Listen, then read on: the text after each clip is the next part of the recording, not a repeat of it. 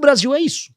Ele é uma federação em que São Paulo, Paraná, Minas são administrados pelo Alcolumbre do Amapá. Que o Ciro Nogueira, do Piauí, manda na gente. E qual é o problema disso? Não tenho nada contra o Estado em si.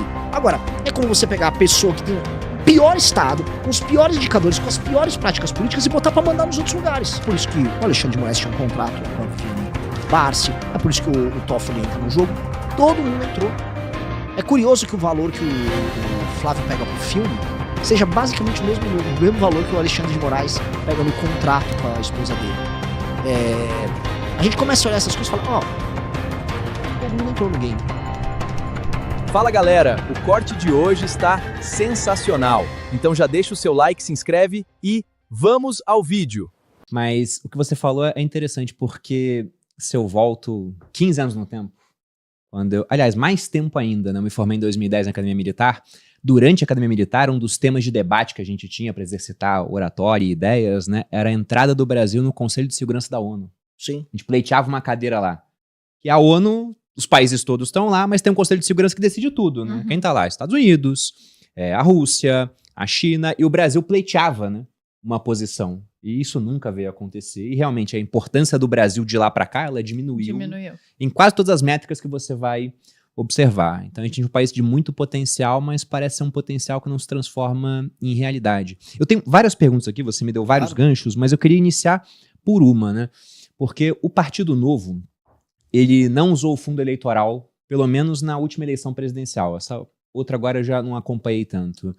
E eu achei que aquilo foi um tiro no pé, cara. Porque, a gente não quer usar esse dinheiro público, acho um absurdo, mas ao não usar eles cresceram menos, né? Na verdade, eles foram engolidos por outros que usaram e acabaram crescendo. Você pretende usar o fundo eleitoral ou não pretende? Pretendo. Sendo muito... A gente tinha a mesma posição do Novo e simplesmente não dá para concorrer fora, por exemplo, aqui de São Paulo. Ou candidatos nossos que têm uma rede social tão grande permita que exista doação privada. Não existe, em alguma medida, doação privada honesta fora aí de alguns estados. O que eu quero dizer, se você está recebendo muito dinheiro privado concorrendo a algo no Piauí, provavelmente tem algo de errado no que você está fazendo e no dinheiro que está entrando. Porque, em geral, são empresários interessados em comprar algum acesso. Favores, né? O famoso crowdfunding, aquela doação sincera, picadinha, que é base, por exemplo, de boa parte da política americana. Não existe ainda no Brasil, em volume, para você espalhar para centenas ou milhares de candidatos. Imagina, só os candidatos vai ter o nosso partido vai ter mais de 1000 candidatos esse ano. Multiplica por todos os outros partidos. Tem gente doando para isso? Não, não tem. Então temos um problema, claro. Só que todos ou a maior parte, dispõem de muito dinheiro. Então como é que eu vou concorrer com eles em outros estados? Então, sendo pragmático, se eu quero tornar o Brasil um país sério, definitivamente eu preciso eleger pessoas. E para eleger pessoas precisa de dinheiro. É isso. Só que o Novo, olha só, eu tenho muitas críticas ao Novo. O Novo tava num período, como nós, otimista com aquele ganho de cidadania. As pessoas estavam falando em, Operação Lava Jato, não tem um bandido de estimação, olha as doações do Odebrecht. Então, havia um otimismo na ideia de que o brasileiro ia participar da política. O que aconteceu com o brasileiro que estava fazendo isso? Ele estava tomando detergente semana passada.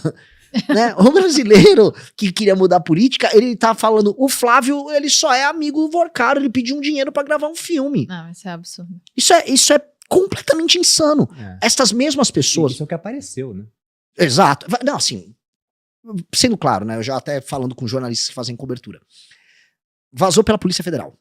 E a Polícia Federal vazou pelo Intercept. Se a Polícia Federal vazou pelo Intercept, isso significa que foi a facção da Polícia Federal lulista. E se eles tiveram acesso àquilo, eles têm acesso a mais coisa.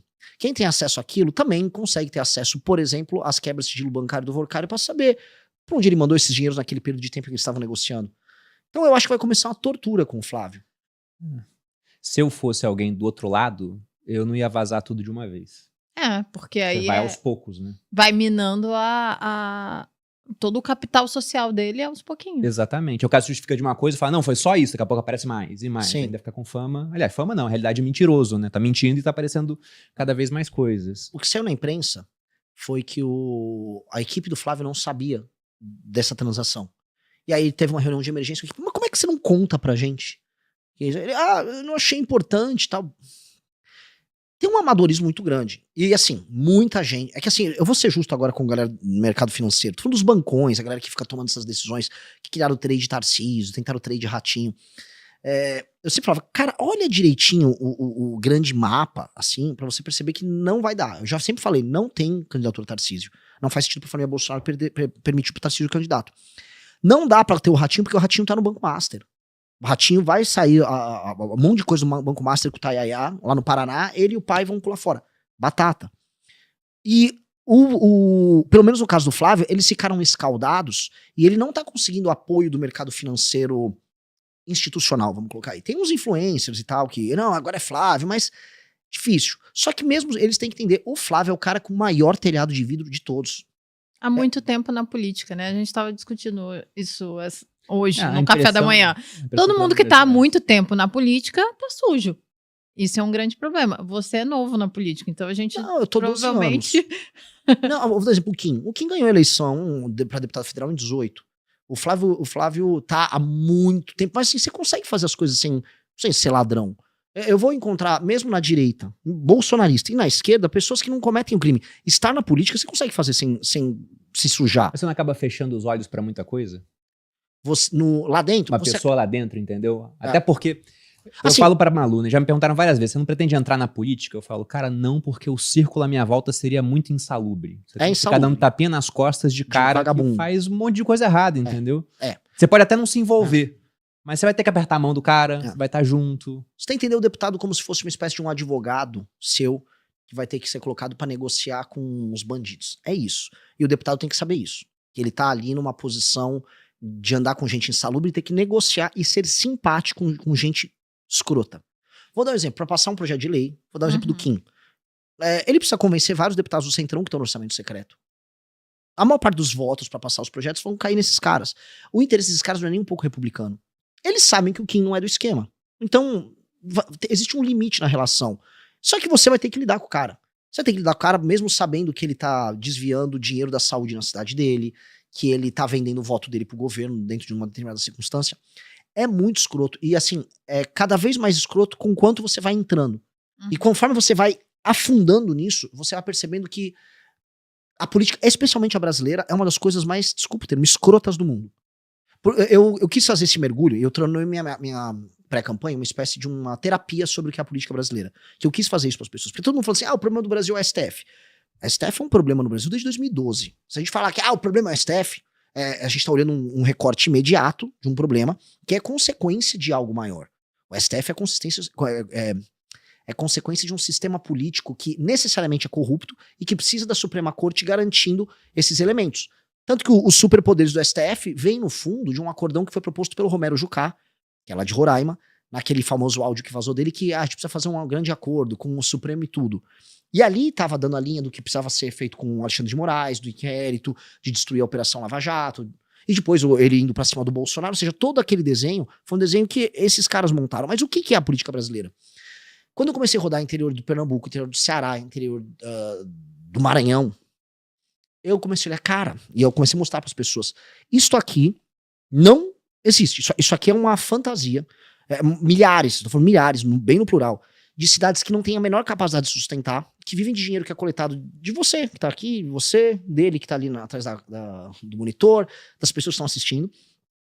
Esse dinheiro vai para lá, esse dinheiro é roubado quase sempre, as emendas que saem de Brasília e vão para esse município são desviadas, a população vende o voto pro político corrupto, a população não exige nenhuma melhoria em termos de indicadores de saúde, segurança, educação, nada.